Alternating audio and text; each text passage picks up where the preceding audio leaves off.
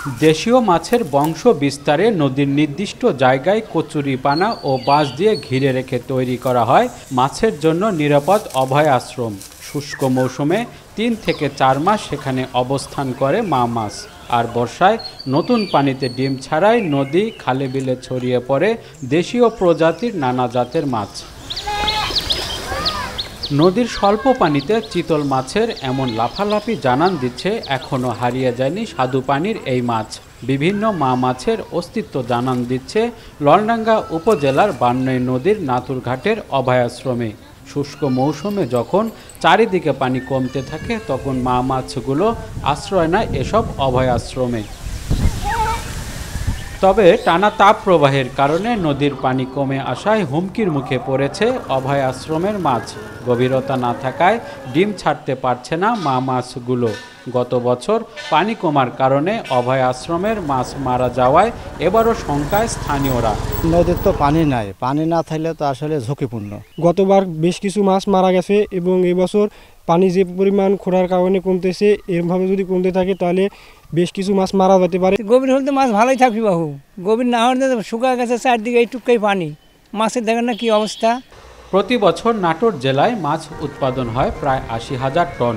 এর মধ্যে চলন বিল সহ বিভিন্ন নদ নদী থেকে যোগান আসে প্রায় ২০,০০০ টন।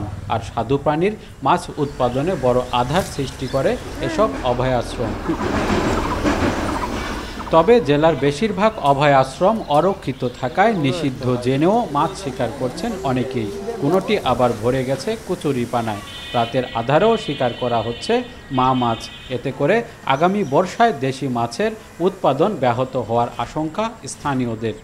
এখানে অনেক ধরনের মাছ আসলে সংরক্ষণ করা আছে। যখন নদীতে পানি হবে তখন এই মাছগুলো পুরো নদী ছড়ায় যাবে আর কি। এখানে খনন করলে আরও বেশি মাছ থাকবে। এখানে এবার একটু খরা বেশি, যার কারণে পানি অনেকটাই কমে গেছে। দেখা যাচ্ছে মাছ লাফালাফি করতেছে। অতিরিক্ত কচু আটকে গেছে।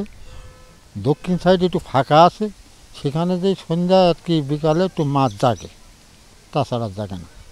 নাটোর জেলায় একসময় স্বাদুপানি মাছের বংশ বিস্তারে মোট অভয় আশ্রম ছিল ৪০টি, কিন্তু সঠিক তদারকির অভাবে নষ্ট হয়েছে অর্ধেকেরও বেশি।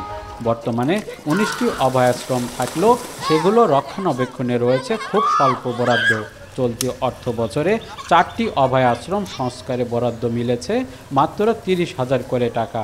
আরও বরাদ্দ পেলে খনন সহ অভয় আশ্রম রক্ষার আশ্বাস মৎস্য বিভাগের। আমাদের প্রস্তাব আছে বেশ কিছু আপনার অভয়াশ্রম আমরা নতুন করে যাতে খনন করতে পারি, সেখানে যাতে আমরা বড় ধরনের আপনার রক্ষণাবেক্ষণের কাজটা করতে পারি। এটা একটা প্রকল্প আপনার পরিকল্পনাধীন আছে। এটা যখন আপনার আসবে তখন আমরা হয়তো এটা ব্যাপক আকারে করতে সক্ষম হব। নদী পাড়ের মানুষরা বলছে বৈশাখ জ্যৈষ্ঠ মাসে নদীর পানি সবচেয়ে কমে যায়। এতে করে অভয়াশ্রমের মাছগুলো হুমকির মুখে পড়ে। এসব অভয়াশ্রমের মাছ রক্ষার পাশাপাশি খনন করা হলে বিস্তার ঘটবে দেশীয় মাছের, সে সাথে ফিরবে হারিয়ে যাওয়া বিভিন্ন প্রজাতির মাছ। মাহবুব হোসেন, এখন, নাটোর। ওয়ালটন ফ্রিজ কিনে অনেকের মতো আপনিও হয়ে যেতে পারেন মিলেনিয়াল। সেরা পণ্যের সেরা অফার।